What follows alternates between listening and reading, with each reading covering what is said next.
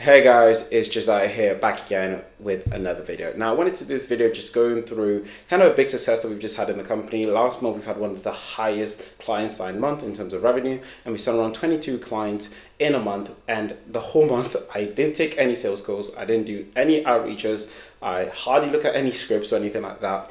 And I wanted to go through how I built a system that basically spit out clients without me being involved in the whole entire process. So then you can take it, you can see where you can replicate the system that I've got and add it to your own agency, so you can start removing yourself from the agency, and the agency even works better, if not better, without you actually being in there and blocking everything in the day-to-day. Right now, if you don't know, my name is Josiah. I've helped and scaled my own marketing agency plus multi 6-7 figures, and I'm helping other agency owners do the same. There's a link below in the chat, in the description, if you want to know especially our offer, what we do, some case studies. It's all in the chat. But further ado, let's get into this video. So when it comes to kind of signing 22 clients in a month, there's only really 3 bottlenecks that you need to focus on. Anything else is irrelevant. So it's just how many appointments you're booking, shows, and sales, right? They're the only 3 things you have to really understand. Then this is just for signing clients. Now for delivering to clients, there's also the delivery part, which I'm not going to get into this video, but I'm just talking about just the signing client stuff. Okay, so booking, shows, and sales. And now other things like website admin tasks and something that are not really relevant, right, to booking, shows, and sales, I would suggest you stop doing that completely, right? You delegate that, or you get an operations manager or a personal assistant that can help you out with all the admin stuff, right? And when it comes to these 3 main things, what I've realized that my job is to get good enough at how to book appointments, on how to get people to show, on how to close people, get good enough so then I can delegate that off to another person. Right? So once you delegate off to another person, that person can then do them tasks, do them activities, get the results without you being involved in the whole process, right? So what I've then done is I've actually created a 5-step system on how to actually use the leverage and literally figure all these booking appointments, all these shows, all these sales systems, skills that you need to develop, so then you can get someone else in the business to take care of that for you, so then you can step out the day to day. They close clients, they book appointments, people show without you being involved, right? And this is actually what we built this system for. Like, a lot of people want to say, hey, I want to work like 14 hours, 18 hours. But I'm like, you did not build a business to then work 16 hours. Like, it's a bit baffled to me that people want to work 16 hours days. And then, yes, you can build a business to just work 16 hours. If that's what you want to do, that's fine. But for me, I didn't see the point of you going out of, let's say, a 9 to 5. And then, I know at the start you have to kind of work 16 hours, which I've done. But then at a certain point, you just realize that, okay, you working more in the business is not really going to, quote unquote, get you the money that you want. It's just you thinking smarter and having better systems that's going to get you the money that you want, right? And then once I started to think like that, I started to make more while working less, which is was a big phenomenon for me at that time, because I was thinking, oh, I need to work hard, I need to work hard. And the weeks that I've made the most money, sometimes I haven't even worked the hardest, right? But that's because of all the hard work I did do to build those systems. And that's the thing, a system is more of like, but it's like an investment, right? It was like, let's say a house. It takes you so long to build a house, right? But once it's built, you're going to get residual income from those tenants again and again and again. But it's for all the work that you've done to actually build the house in the first place, then later you can kind of enjoy the fruits of your labor. And to build a house and to maintain a house requires two different things. To maintain a house, it requires less work,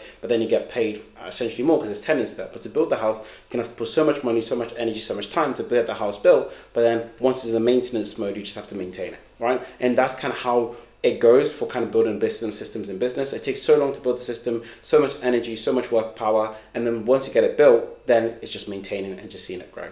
Okay, so there's 5 steps to this process on how to use leverage. And if you don't know what leverage is, getting more for less output, right? So let's say you get, for every $1 you get $2 out. So if you put $1 in, you get $2 out. That's, let's say, 1 to 2. But then if you put $1, then get $10 out. Again, more leverage. Okay, so the first part is test and track. Then the second part we're going to go over is find KPI.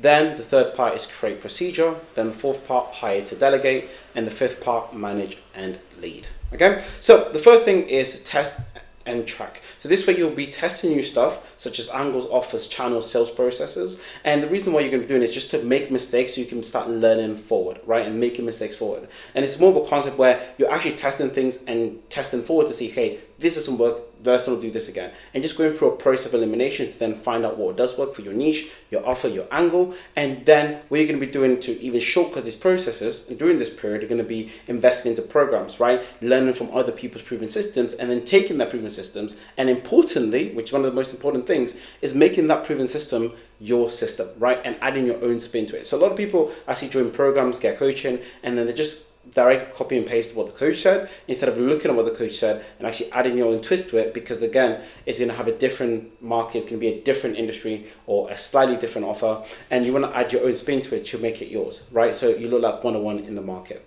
Okay, and then what you're going to be doing is tracking your tests, so seeing, you keep a log of what tests you've done that doesn't work, so you don't do the same test twice, which is one of the biggest things that I've learned about doing this. And then you're going to be doing this again and again and again. And what I found is that the founders that do this themselves fly past the stage quicker. But the people that try to delegate the test and track stage to like a VA employee, right, it takes so long for them to find KPI. The founders that roll their sleeve and actually do it themselves fly past this whole thing. That's what I recommend all the clients, is to go through this and actually do it themselves so they can find a KPI that works. Okay, and once you find something that works, then you can actually use that KPI, and they can be using the same process for around 2 to 4 weeks to make sure it's an actual system and not a fluke. Because you could just have a good 1 week and then boom, you never get results. But you want to do it for consistently 2 to 4 weeks to know, hey, I've actually got a system working. And this is when I tell my clients to book the first 5, 10, 15 appointments, or close the first 5 or 10 clients, to make sure the system isn't a fluke and you just didn't get lucky, right?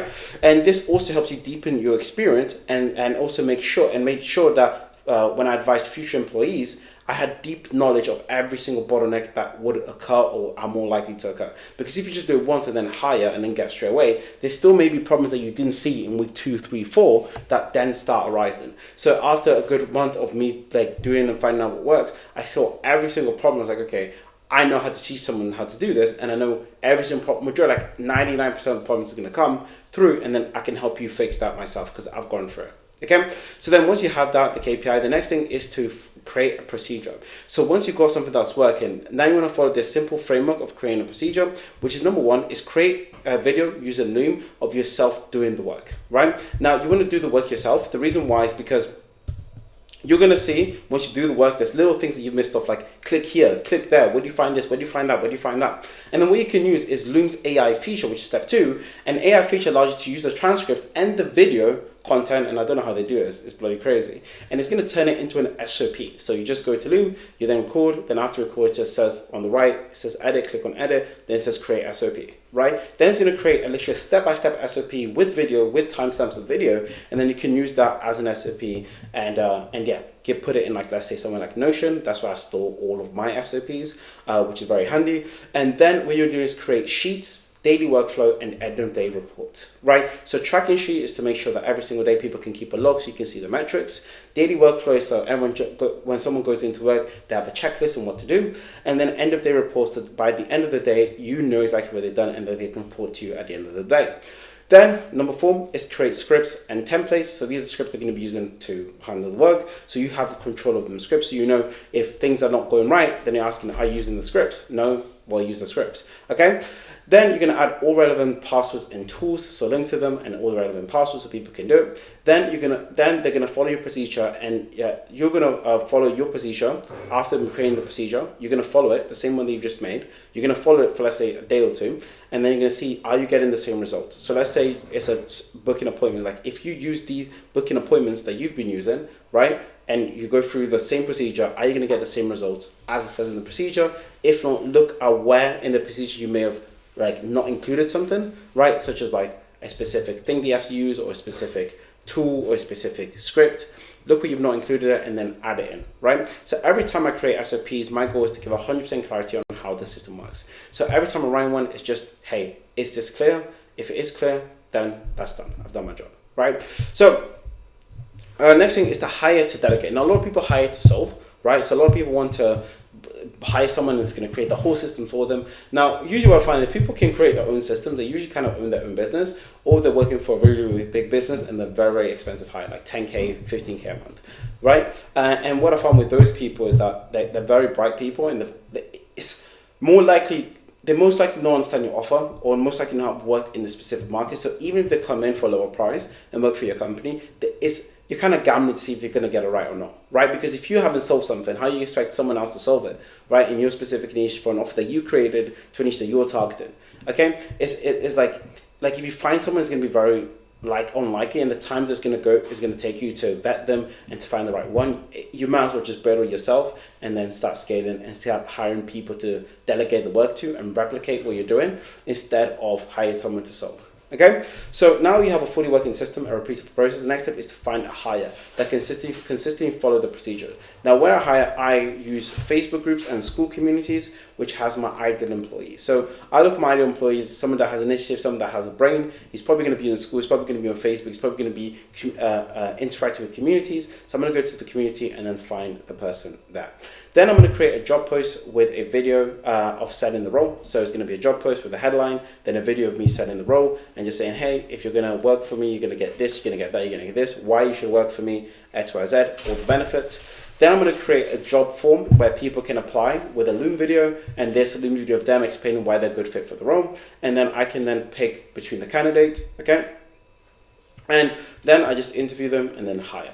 Now, what I've found is I look for 80% mindset and 20% skill set. As the majority of the system have already been built, right? So I just need an employee who can follow procedure consistently and has the characteristics. And someone that's consistent, someone that has charisma, someone who likes to join, I can vibe with, which sounds weird, I can vibe with, and I can see being a good culture fit, right? And the level of hires came from the best pool of group people, right? So the higher quality group that I chose to put a posting in, the better hire I got, right? That's kind of what I've seen. So if I go into a group that, let's say for example, like a coaching group that you need to invest 5K to be in there, right? And if I go in there, let's say to find sales rep, I'm going to find sales rep that are hungry, sales rep that have the right mindset, sales rep that have gone through training. So then when I hire them, they're more likely to be successful in that role, right? So that's why let's say if you're an employee watching this or someone that's looking for a job, get yourself into communities, actually pay to learn and get the skill. So then there's going to be great people that are hiring, vice versa. If you're a business owner like myself, go to groups that people have already paid to be in there because it's going to be higher quality of people.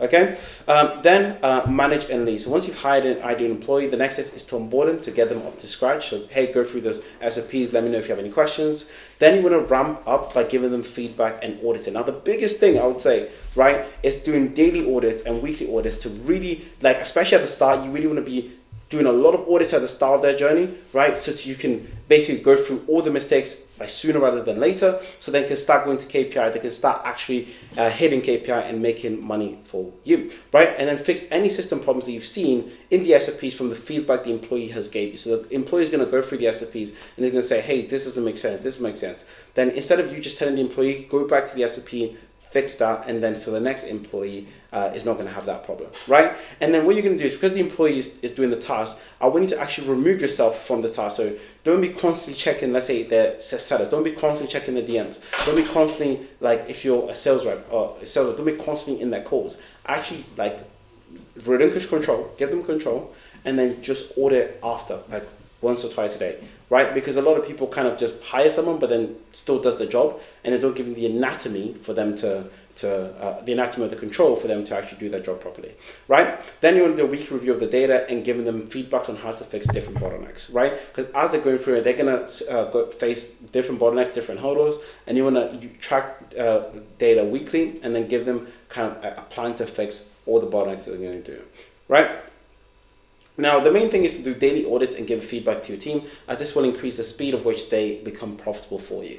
Again, auditing is probably, I would say, one of the most boringest things that you could do, but the money is in the audit, right? Especially when it comes to the team. Because let's say you have a system that works so well, right? And the team is going to start following the system. Then as you go through weeks, they're going to start deviating a bit from the system, right? And then if you don't catch it before it goes to bloody Pluto, right?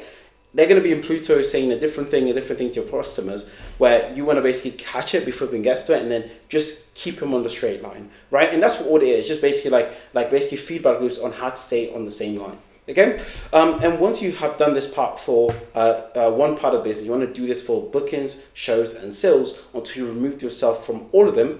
Then you can promote the best employee or the second best employee to manage the specific team within that KPI, whether like a sales team. I've got a seller manager that manages all my sellers. He hires, he trains, he recruits, he does everything that we've just done here for the sellers, which means that we've been scaling the sellers and I haven't been involved. It's just, I can just let him know it's a decision, then he can start hiring, right? He doesn't need me to be involved in the process at all, right? And this is basically it. And this is how we'll be able to sign 22 clients in less than in a month by doing less, because I've built the systems and I've got the teams there and I've got the hires there that can do that for me.